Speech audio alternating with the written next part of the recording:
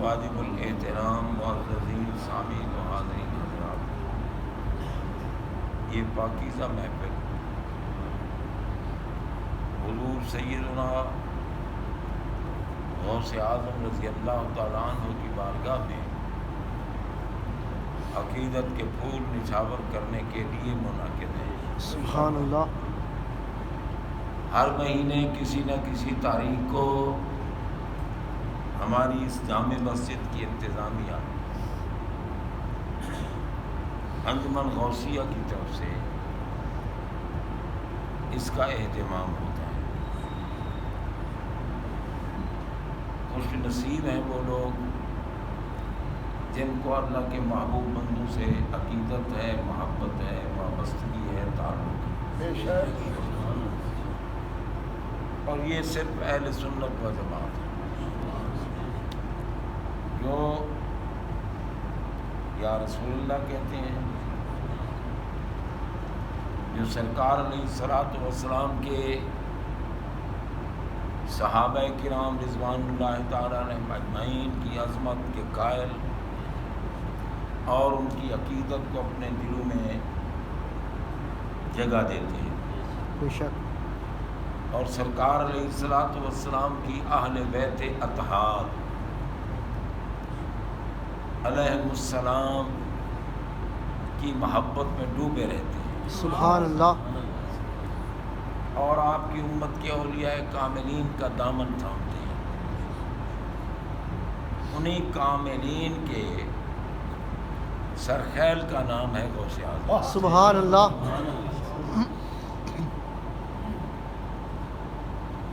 الحمدللہ ہر مہینے ہمیں شہنشاہ بغداد کی بارگاہ میں حاضری لگوانے کا شرف نصیب ہوتا ہے۔ حضرات محترم، حضور غوث اعظم رضی اللہ تعالیٰ عنہ والد کی طرف سے حسنی ہے اور والدہ کی طرف سے حسین ہے۔ آپ حسنی ہیں اور حسینی ہیں، سید ہیں، مخدوم السادات ہیں۔ سبحان اللہ۔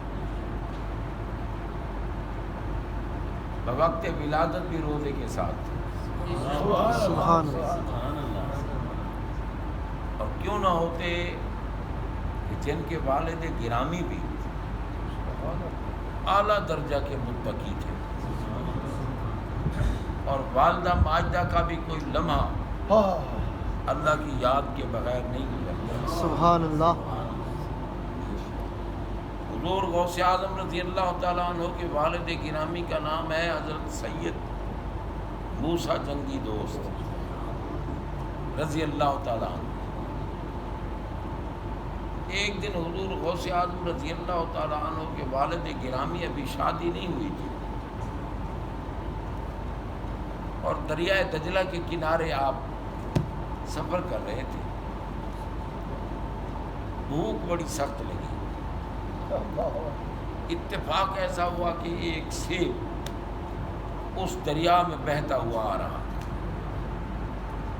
آپ نے وہ سیب اٹھا لیا، بھوک تھی، سیب کھا گئے۔ سیب کھانے کے بعد پریشانی لائق ہو گئی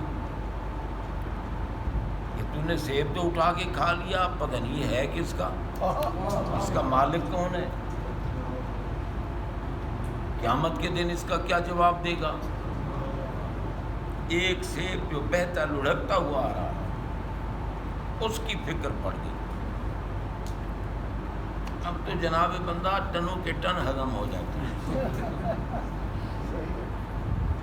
اور فکر بھی پیدا نہیں ہوتی۔ سود کھائیں فکر پیدا نہیں ہوتی، رشوت کھائیں فکر پیدا نہیں ہوتی، جس کا مال ہڑپ کریں فکر پیدا نہیں ہوتی۔ حالانکہ جب تک لقمہ حلال پیٹ میں نہ جائے اس وقت تک عبادت قبول نہیں ہوتی۔ اللہ، عبادت قبول نہیں ہوتی۔ تو حضرات محترم، آپ کو فکر لائق ہو گئی، پتہ نہیں اس سیب کا مالک کون ہوگا۔ فرمایا جدھر سے یہ آ رہا ہے نا بہتا ہوا، ادھر ہی چلتا ہوں، ممکن ہے کوئی مشکل حل ہو جائے۔ چل پڑے، چلتے چلتے دیکھا تو دریا کے کنارے پر ایک باغ ہے، اس باغ میں سیبوں کے درخت ہیں، ایک سیب کا درخت دریا کے اوپر لٹکا ہوا تھا۔ آپ نے دیکھا، فرمایا اسی سے ہی سیب گرا ہے۔ باغ کے مالک کے پاس چلے، کہنے لگے ایک سیب بہتا ہوا جا رہا تھا اور یہ آپ کے اس باغ کے اس درخت کا ہی تھا، میں نے بے ساختہ کھا لیا ہے، آپ مجھے معاف کر دیں تاکہ قیامت کے دن میرا دامن صاف ہو۔ سبحان اللہ۔ وہ بھی کامل ان شخصیت تھے، انہوں نے بھی بھانپ لیا کہ بندہ تو بھی بہت بڑا متقی ہے یہ۔ فرمایا بھائی سیب معاف کر دوں گا مگر 2 سال میرے باغ کی رکھوالی کرنی۔ میں چلو 2 سال تو گزر ہی جائیں گے، معافی تو ملتی ہے نا۔ آپ نے کہا ٹھیک ہے میں رکھوالی کروں۔ رکھوالی کرتے رہے، 2 سال ختم ہو گئے، گئے باغ کے مالک کے پاس، جناب 2 سال پورے ہو گئے، اب تو مجھے معاف فرمائیں آپ۔ میں اچھا پہلے یوں کرو نا، ایک انار توڑ کے لاؤ میٹھا سا اور نچوڑ کر مجھے اس کا پانی پلاؤ۔ آپ نے انار کے درخت سے ایک انار توڑا، اس کے دانے نکالے، نچوڑا، پیش کیا۔ جب انہوں نے پیا، انہوں نے یہ تو یار کھٹا ہے، تجھے کہا تھا میٹھا انار لانا۔ کہنے لگی جب مجھے کیا پتہ میٹھا کون سا ہے اور کھٹا کون سا ہے۔ میں کمال ہے 2 سال ہو گئے ہیں تجھے باغ کی رکھوالی کرتے، ابھی تک مجھے یہ بھی پتہ نہیں چلا۔ فرمانے لگے کہ ایک سیب بخشوانے آیا ہوں، اگر میں انار اور سیب اور باقی پھل کھانے شروع کر دیتا تو پھر بخشش کیا ہوتا۔ اس لیے میں نے رکھوالی کی ہے، کھائے نہیں۔ تو انہوں نے فرمایا اچھا ابھی معافی ملے گی مگر ایک شرط اور ہے۔ اب کون سی شرط ہے؟ میں میری ایک بیٹی ہے، آنکھوں سے نابینا ہے، زبان سے گونگی ہے، کانوں سے بہری ہے، ہاتھوں سے ٹونڈی ہے، پاؤں سے لنگڑی ہے، اس کے ساتھ نکاح کر دوں، معاف کر دوں گا۔ آپ نے سوچا کہ بندہ نکاح کرتا ہے، شادی کرتا ہے، بیوی لاتا ہے، اس لیے بھی مجھے کھانا پکا کے دے گی، میری میں اس کی خدمت کروں گا، میری خدمت کرے گی، یہ تو ایسی ہے پاہج ہے، خدمت ہی میں کرتا رہوں۔ کہنے لگے چلو کوئی بات نہیں، یہ زندگی کی تکلیف ہے، دنیاوی عارضی، آخرت میں تو نجات ملے گی۔ کہا حضور منظور ہے مجھے۔ انہوں نے نکاح کر دیا۔ نکاح جب ہو گیا اور میں فلاں کمرے میں تمہاری دلہن بیٹھی ہے، جاؤ فلاں کمرے میں دلہن بیٹھی ہے، آپ چلے گئے۔ نکاح ہو گیا تھا، جب کمرے میں داخل ہوئے تو وہاں تو ایک حسینہ جمیلہ اور تمام صحیح اعضاء سالم والی بیوی جلوہ فرما تھی۔ ایک نظر پڑی فوراً پیچھے بات، انہوں نے بھانپ لیا کہ میں نے جو اس کو بتایا تھا نا بھولیا، اسے وہ نہیں نظر آیا، اس لیے واپس آئے۔ کہنے لگے وہ کیا بات ہے، خیر؟ کہنے لگے حضور میں تو ایک سیب بخشوانے آیا ہوں، اور یہ کمرے میں کیا ہوں، یہ تو کوئی اور بیوی بیٹھی ہے، وہ تو نہیں، اور میں میاں یہی تیری دلہن۔ آپ فرمایا تھا کہ وہ آنکھوں سے نابینا ہے، زبان سے گنگی ہے، کانوں سے بہری ہے۔ فرمایا دیکھو اس لیے میں نے کہا تھا کہ اس تیری دلہن نے زندگی میں غیر محرم کو نہیں دیکھا، اس لیے یہ آنکھوں سے نابینا۔ اس نے آج تک شریعت کے خلاف کوئی آواز نہیں سنی، اس لیے بہری ہے۔ اس نے آج تک شریعت کے خلاف زبان نہیں کھولی، اس لیے یہ گونگی ہے۔ اس کے ہاتھوں نے شریعت کے خلاف کام نہیں کیا، اس کے پاؤں نے شریعت کے خلاف کام نہیں کیا، اس لیے میں نے کہا وہ ٹنڈی بھی ہے، لنگڑی بھی ہے۔ تو حضرات محترم اب آپ اندازہ لگائیں کہ وہ بی بی صاحبہ غوث اعظم کی ماں بنی، غوث اعظم کے والد گرامی انہیں لے گئے۔ تو جناب غوث اعظم رضی اللہ تعالی عنہ کے والد کا تقویٰ دیکھو، والدہ کا تقویٰ دیکھو، کتنی پرہیزگاری ہے، کیا نورانی لوگ ہیں۔ بیٹا پھر کیوں نہ غوث اعظم پیدا ہو۔ سبحان اللہ۔ جناب بندہ حضور غوث اعظم رضی اللہ تعالی عنہ جب دنیا میں آئے نا، اتفاقاً رمضان المبارک کا پہلا دن تھا۔ آپ نے سارا دن اپنی والدہ کا دودھ نہیں پیا۔ شام مغرب ہوئی دودھ پینا شروع کر دیا۔ انہوں نے شکر کیا، دوسرے دن پھر اسی طرح دودھ چھوڑ دیا، بکرے کے بعد دودھ پینا شروع کیا۔ 2-3 دن ایسے گزرے تو ماں سمجھ گئی، انہوں نے کہا اچھا تو روزہ رکھتا ہے، ہمیں پریشان کرتا ہے۔ اندازہ لگا۔ اب غوث اعظم کو اپنی ماں والدہ کی گود میں کون بتاتا تھا کہ اب صبح صادق ہو گئی ہے، کھانا پینا بند کرو، اب مغرب ہو گئی ہے، افطار کر لو؟ کون بتاتا؟ کوئی نہیں بتاتا۔ آپ مادرزاد ولی تھے، مادرزاد ولی۔ اور آپ فرماتے ہیں وَمَا مِنْهَا شُهُورٌ أَوْ ظُهُورٌ تَمُرُّ وَتَنْقَضِي إِلَّا أَتَىٰ لِي۔ فرمایا کوئی مہینہ اور کوئی وقت سورج جائے، چاند ابھرے، چاند جائے، میری اجازت کے بغیر نہ طلوع کرتے ہیں نہ غروب کرتے ہیں۔ پہلے میری بارگاہ میں حاضری لگواتے ہیں پھر جاتے ہیں۔ جب یہ وقت بنانے والی چیزیں حاضری لگواتی تھی تو بتائے کون؟ تو حضرات محترم یہ تو اس ہستی کا مقام ہے جو والد کی طرف سے حسنی ہیں اور والدہ کی طرف سے حسینی ہیں۔ یہ باغ کے مالک آپ کے نانا جانتے حضرت سید عبداللہ صومعی رحمۃ اللہ تعالی، سبحان یہ حسینی سید تھے۔ اب جن کی اولاد کا یہ مقام ہو تو ان کے اجداد کا کیا مقام؟ سبحان اللہ، سبحان اللہ۔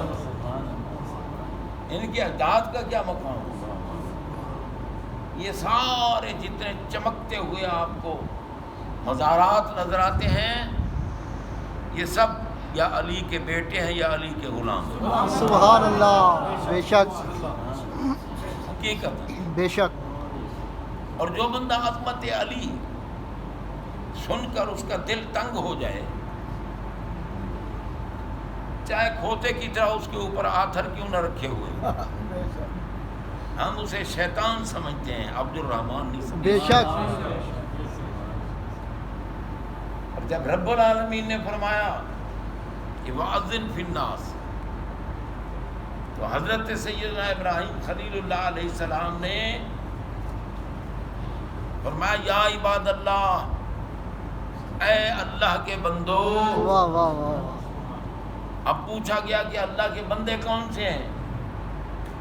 فرمایا قل یا عبادی، محبوب آپ فرماؤ کہ میرے بندو، سبحان اللہ، قرآن مجید ہے بھائی، سبحان اللہ، جو بندہ مصطفیٰ ہے وہی بندہ خدا۔ سبحان اللہ، اللہ یا رسول اللہ یا علی۔ اب آپ غور کیجئے، میرے آقا علیہ الصلوۃ والسلام کی غلام اور کنیزیں یہ عباد اللہ ہیں، یہ اللہ کے بندے، اور انہیں پکارا اللہ کے بندوں کو، کیوں؟ میرے نبی کے غلام اور کنیزیں اللہ کے بندے ہیں، اور جب ہیں محبوب کے غلام، ہیں محبوب کی کنیزیں، تو محبوب سے محبت کیوں نہیں ہوگی؟ محبوب کی نسبت سے محبت کیوں نہ ہو؟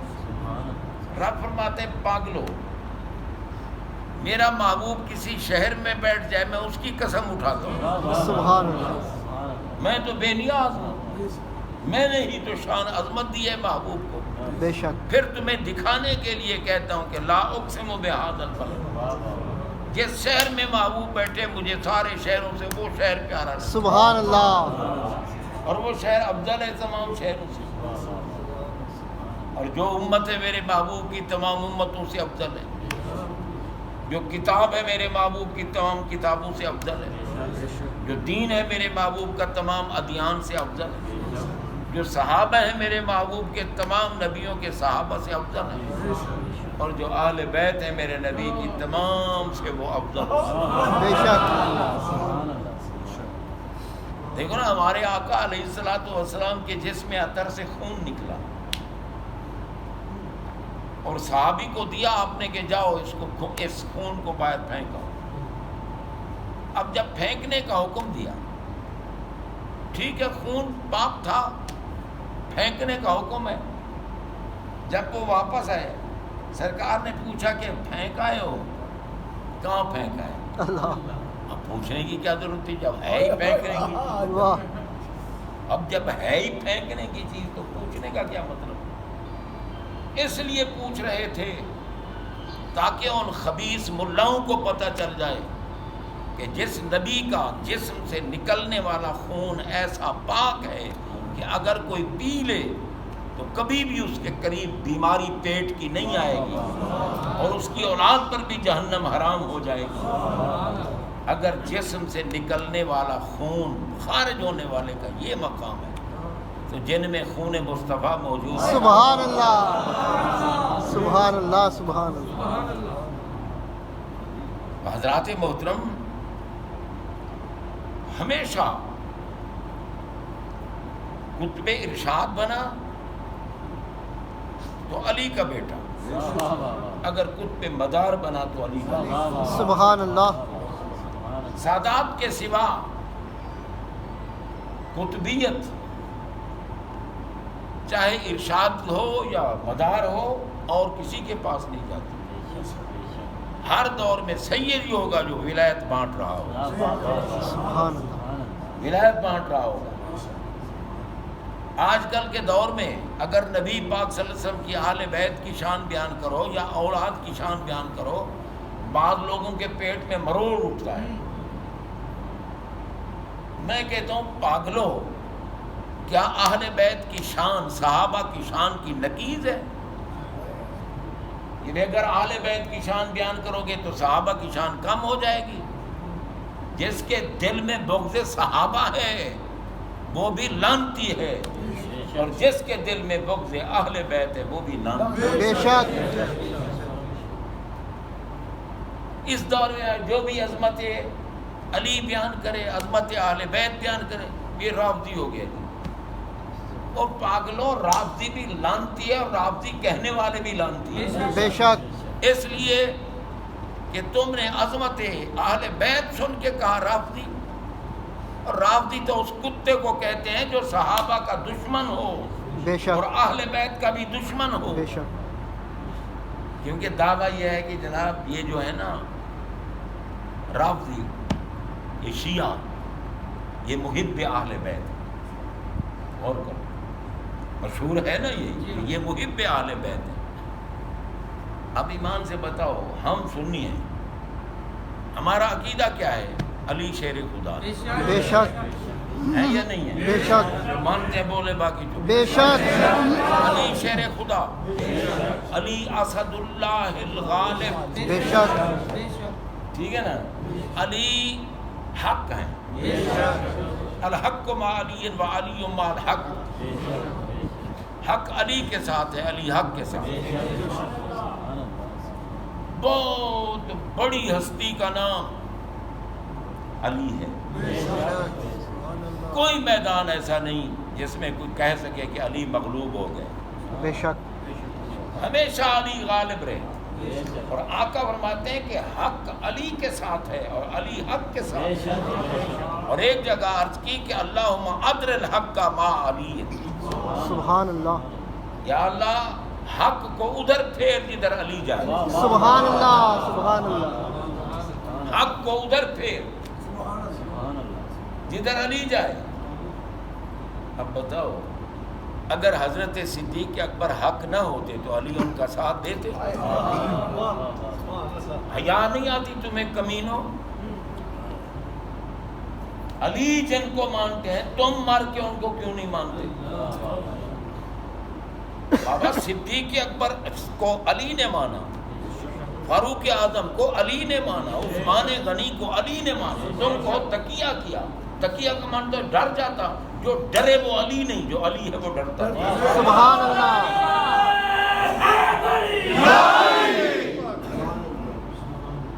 جناب بندہ یہ نہیں ہے کہ جو عظمت علی بیان کرے اور رافضی ہو گیا، رافضی تو وہ ہے جو بکواس کرتا ہے، اہل بیت اطہار کی خامیاں بیان کرتا ہے۔